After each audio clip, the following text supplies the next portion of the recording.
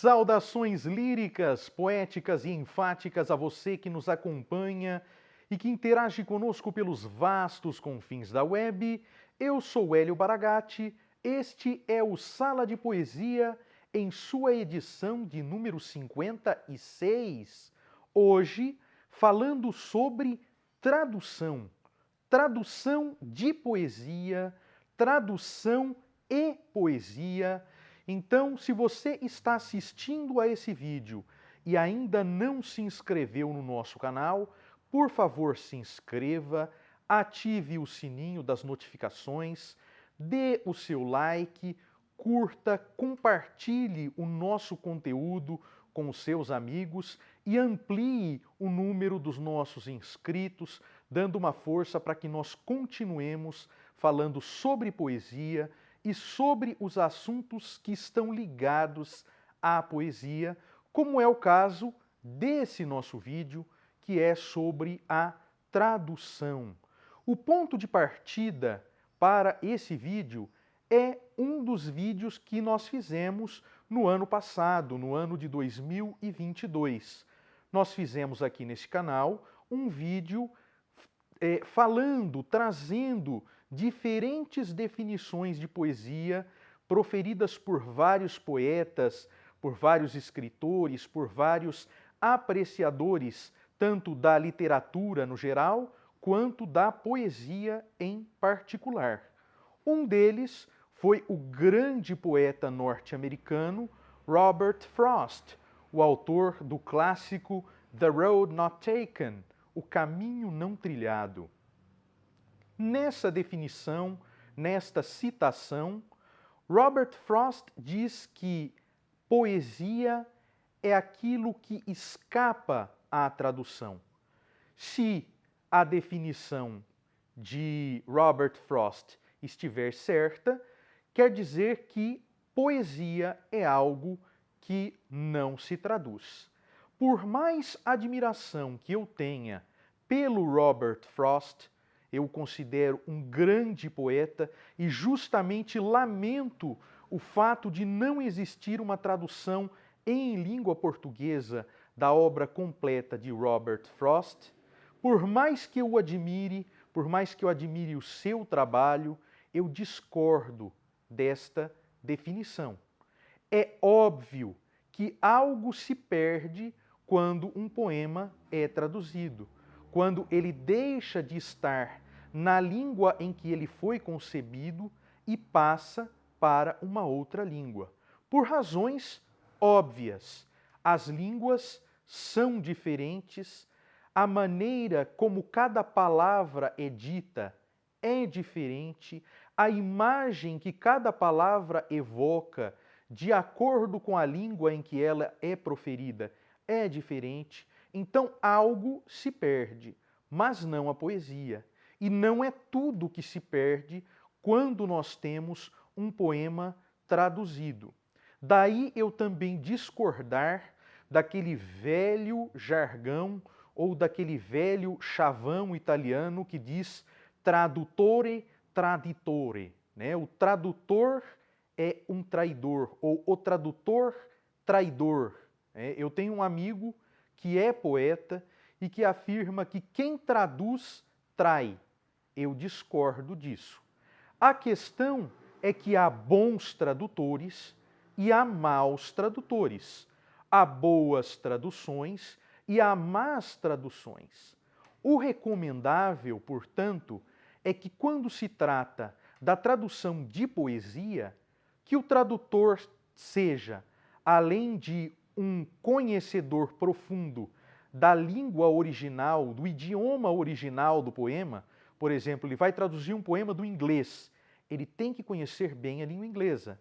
Ele vai traduzir um poema do francês, tem de conhecer bem a língua francesa. Vai traduzir do alemão, a mesma coisa. Do espanhol, a mesma coisa. Do polonês, do russo, do japonês, do chinês, a mesma coisa. Mas é interessante também que o tradutor de poesia seja poeta, domine a maneira de se fazer poesia. E mais ainda, que ele seja um conhecedor da obra e do estilo daquele escritor que ele vai traduzir. Ou seja, se ele vai traduzir Goethe, ele tem que conhecer a língua alemã, conhecer a poesia, né, a maneira de se fazer poesia, os metros, né, a métrica, a rima, o ritmo, tudo aquilo que se associa à poesia, e ele também tem de conhecer a obra de Goethe, o estilo de Goethe, para que aquele Goethe traduzido soe o mais próximo possível do Goethe original, ainda mais tendo em vista que muita gente que vai ler a tradução não tem a possibilidade, não tem a oportunidade de conhecer o original. E é daí que vem a importância do tradutor. A importância do tradutor para o texto é semelhante à importância do dublador para o filme. Então, é importante que haja dubladores, é importante que haja tradutores, porque a função deles, mais do que meramente linguísticas, mais do que meramente linguística, é social. É uma função de incluir. Então, se a pessoa não conhece o alemão e quer ler um texto alemão, a melhor forma de ela ler esse texto é pela tradução. E aí, basta ser alfabetizado em língua portuguesa, ser versado em poesia, né, conhecer poesia, ler poesia em língua portuguesa para poder compreender um texto traduzido. Então é interessante que haja isso. Por exemplo, nós temos as traduções de Byron, né, de Lord Byron. Poemas como Há uma taça feita com um crânio humano ou O Oceano. São dois poemas interessantíssimos de Lord Byron. Quais são as melhores traduções? As de Castro Alves. Castro Alves conhecia o idioma inglês, né, traduziu esses poemas e manteve o sentido original do poema, né, a semântica do poema, e manteve uma série de elementos sonoros. Não todos, porque a língua portuguesa é diferente da língua inglesa. A língua portuguesa é uma língua latina, a língua inglesa é uma língua germânica. Então as origens são diferentes. Sendo assim, alguma coisa já se perde. Mas a habilidade do poeta, a habilidade do tradutor, faz com que o que se perde seja o mínimo possível. Se nós vamos, por exemplo, ao soneto 18 de Shakespeare. No segundo vídeo desse canal, por exemplo, nós falamos sobre o soneto 18 de Shakespeare, falando sobre a métrica que ele usava, que era o pentâmetro jâmbico. O pentâmetro jâmbico são versos decassílabos, né, versos de 10 sílabas, em que ocorre uma alternância entre sílabas tônicas e átonas. Aliás, entre sílabas átonas e tônicas. Então você tem uma sílaba átona, em seguida uma sílaba tônica, depois uma átona, depois uma tônica, isso 5 vezes. Tem-se aí o pentâmetro jâmbico. E isso, esse efeito, causa um ritmo, traz um ritmo para o poema. Por exemplo, o primeiro verso do soneto 18 de Shakespeare em inglês. E é um inglês mais antigo, né? Shall I compare thee to a summer's day? Esse é o primeiro verso. Shall I compare thee to a summer's day? Então você tem a alternância. Shall I compare these to a summer's day? Então sílaba átona e tônica, isso 5 vezes. Quando o poema é traduzido para o português do Brasil, existem 2 traduções interessantes que são bastante fiéis ao poema original, caso da tradução de Ivo Barroso, que no primeiro verso diz: devo igualar-te a um dia de verão? Então, shall I compare thee to a summer's day? Vira, devo igualar-te a um dia de verão? Na tradução de Ivo Barroso. Na tradução de Bárbara Eleodora, vira, se te comparo a um dia de verão? Se te comparo a um dia de verão, é mais próximo do verso de Shakespeare do que devo igualar-te a um dia de verão. Isso no ritmo, né? Mas devo igualar-te a um dia de verão, devo, por exemplo, é uma tradução mais próxima do verbo shall. Então, tem-se aí uma questão de tradução em que o ritmo não é exatamente o mesmo, porque a língua, o idioma, não permite. Então, o português tem essa diferença com o inglês. Aí a gente vai dizer, são maus tradutores? Não, não são, são excelentes tradutores. A maior autoridade em tradução de Shakespeare no Brasil foi Bárbara Eliodora. E temos aí o soneto traduzido por ela. Então, a gente precisa perceber esses elementos, né? A semântica foi preservada. Então, é fiel. O que disse o verso de Shakespeare é dito pela tradução de Ivo Barroso, é dito pela tradução da Bárbara Eliodora. Já alguns recursos sonoros se perderam. Então, há traduções que priorizam a sonoridade, há traduções que priorizam a semântica e há tradições que tentam equilibrar os dois. Outro caso interessante, línguas antigas, clássicas ou até mortas, como é o caso do latim, que é uma língua morta, como é o caso do grego, que é uma língua clássica. Se você vai pegar, por exemplo, a Ilíada, tá? A Ilíada foi escrita por Homero em grego. O grego, diferentemente do português, você não tem sílabas átonas e tônicas. Você tem sílabas breves e longas. Então, em português, você tem átonas e tônicas, essa alternância. Em inglês também, em japonês é menos isso. Em japonês não tem sílaba tônica, né? Mas em inglês é assim. Em português é assim. Em grego não. Em latim não. Você tem sílabas longas e sílabas breves. Então você não tem os versos medidos em sílabas. Você tem os versos medidos em pés. Em pés. Então o verso de Homero era o chamado hexâmetro dactílico. Eram pés. Eram 6 pés. E o pé formado por sílabas breves e longas. Então você tem essa alternância formando os pés. Isso não existe em português. Então a tradução da Ilíada em português ela não vai sair em matéria de sonoridade igualzinho o original de Homero. Existem 3 traduções famosas da Ilíada. A primeira delas, de 1874, de Manuel Odorico Mendes. Ele traduz os versos em decassílabos. Então tem versos que se perdem. O poema fica mais enxuto. Alguns detalhes se perdem. Você tem 15 mil versos de Homero, aproximadamente, pouco mais de 15 mil, transformados em pouco mais de 13 mil na tradução do Odorico Mendes, sendo que os versos de Homero têm de 12 a 16 sílabas, se fosse o português. E os versos de Odorico Mendes têm 10 sílabas. Então alguma coisa fica perdida. Mas tem-se a história da Ilíada contada. A semântica está preservada. A sonoridade não. Perde-se muito dela. E perdem-se detalhes da história. Na década de 60, outra tradução que surge é a de Carlos Alberto Nunes. Os versos na tradução de Carlos Alberto Nunes têm 16 sílabas cada um. Os versos de Homero têm de 12 a 16.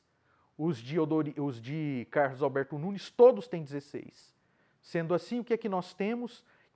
Em alguns momentos, sobras. Sobram coisas. A sonoridade chega mais próxima do original. Não é igual, chega mais próxima. Né? E a quantidade de versos também chega mais próxima. E a semântica, ainda assim, se preserva. Na tradução de Haroldo de Campos, o grande Haroldo de Campos, irmão de Augusto de Campos, eu sempre confundo aqui com Álvaro de Campos, que não tem nada a ver com a história. Álvaro de Campos é um heterônimo do Fernando Pessoa. né? Haroldo de Campos e Augusto de Campos, que trazem em 1956 o movimento concretista juntamente com Décio Pinhatari. Eles criam no Brasil o movimento concretista. Augusto e Haroldo são grandes tradutores. Haroldo traduziu a Ilíada e ele a traduziu em versos dodecassílabos, versos alexandrinos, versos de 12 sílabas cada um. Temos semântica preservada, temos a sonoridade aproximada, né? E é assim que é possível fazer em português. É assim que é possível fazer. Não dá para fazer igual o ritmo, por quê? Por causa dessa questão de sílabas átonas e tônicas. Outro caso, O Corvo, de Edgar Allan Poe, outro clássico, clássico dos clássicos. Em 1846, Edgar Allan Poe lança um ensaio, A Filosofia da Composição, falando sobre uma teoria, teorizando sobre como bons escritores escrevem bem. E ele foi até um pouco ousado, porque ele se colocou entre esses bons escritores e citou como ele fez para criar o poema O Corvo. Detalhes da composição de cada verso, do ritmo e da sonoridade. Nas traduções mais conhecidas em português, que nós temos de O Corvo, nenhuma conseguiu reproduzir a sonoridade total dos versos de Poe. Por quê? O Corvo se chama Nevermore. Nevermore é uma expressão que se parece ou que emula o crocitar do corvo, o crocitar do corvo, o som que ele faz, né, no poema chamado O Corvo. Então, o corvo fala no poema e ele se diz chamar Nevermore. Nevermore não é o mesmo em termos de sonoridade do que Nunca Mais. Nunca Mais é a tradução de Nevermore, mas não tem o mesmo som. Então não emula, não evoca o crocitar do corvo. O corvo crocita algo parecido com o Nevermore, mais parecido com o Nevermore do Edgar Allan Poe do que do Nunca Mais das traduções em português. Duas traduções são conhecidas, mais conhecidas no Brasil, de O Corvo.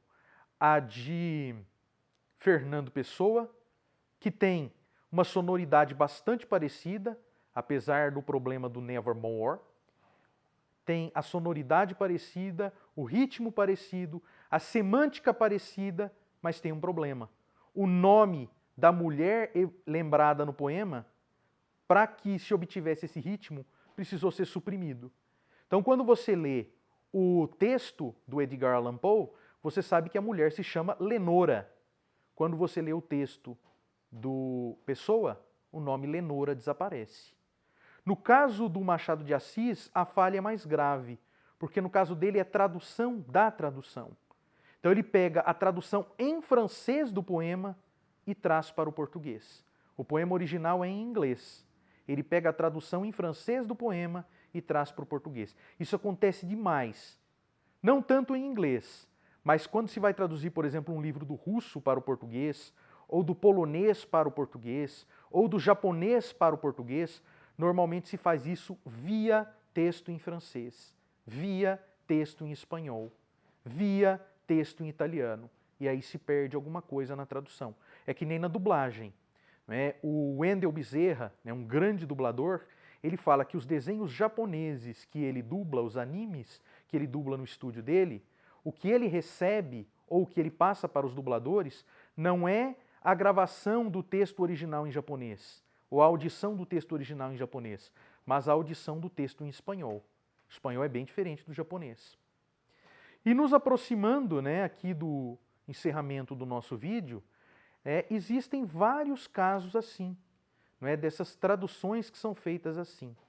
E para exemplificar como as palavras dentro das línguas, elas evocam coisas diferentes, existe um poema de Manuel de Barros, do livro O Fazedor de Amanhecer, de 2001, um poema chamado A Língua Mãe. E ele fala a certa altura no poema que ele não sente o mesmo gosto nas palavras pássaro e oiseau. Oiseau é pássaro em francês. Ele não sente o mesmo gosto, porque quando ele era criança e saía para ver os pássaros, é disso que ele se lembra quando ouve a palavra pássaro. Então ele diz, não era o oiseau que havia naquelas árvores, eram pássaros. Não eram o oiseau, eram pássaros. Isso não significa que ele não admire a língua de Flaubert, que é o francês, mas que o português fala melhor a ele. Então o poeta escreve na língua que lhe fala melhor. O tradutor, ele está levando de uma língua para outra, transportando da língua que fala melhor ao poeta para a língua que fala melhor a ele. Então, é algo diferente, é algo complexo. Né? Mesmo em português, né? Na mesma língua, se você diz apavorado, amedrontado e atemorizado, são palavras que são sinônimas, mas a imagem que elas evocam, se eu digo João ficou apavorado, é uma sensação que te vem à mente. Se eu digo João ficou amedrontado, é outra sensação que te vem à mente. Se eu digo João ficou atemorizado, é outra sensação. Então, se dentro da mesma língua as palavras não são exatamente sinônimas, o que dizer em línguas diferentes?